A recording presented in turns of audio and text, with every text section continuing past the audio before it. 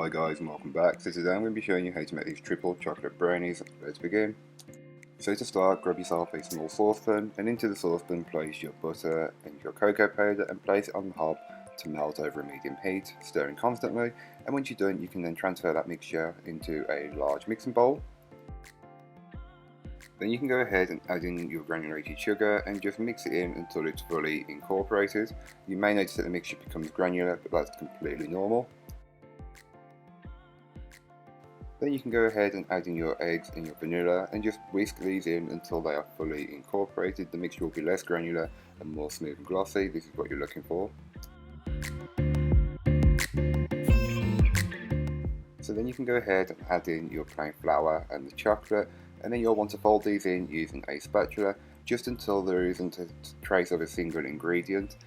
Try not to overmix the mixture as it'll make the brownies tougher and not so fudgy in texture.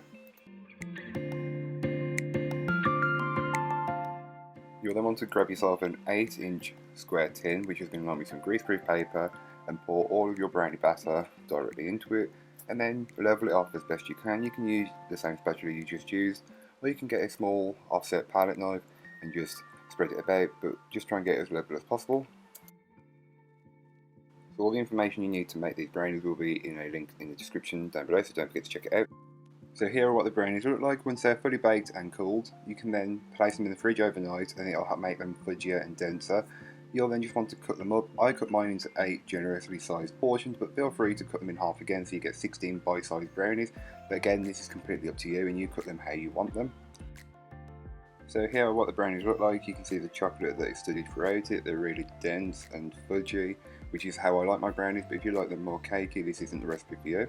So thank you so much for watching. I hope you enjoyed. If you did, don't forget to like, comment and subscribe for more from me. And I'll be back again next week with some more recipes for you, so join me then. In the meanwhile, don't forget to check out the links in the description. There'll be a link to my social medias and my blog. And all the other recipes are up on my blog, so if you're interested, don't forget to go and check them out. But yeah, until next time, bye guys.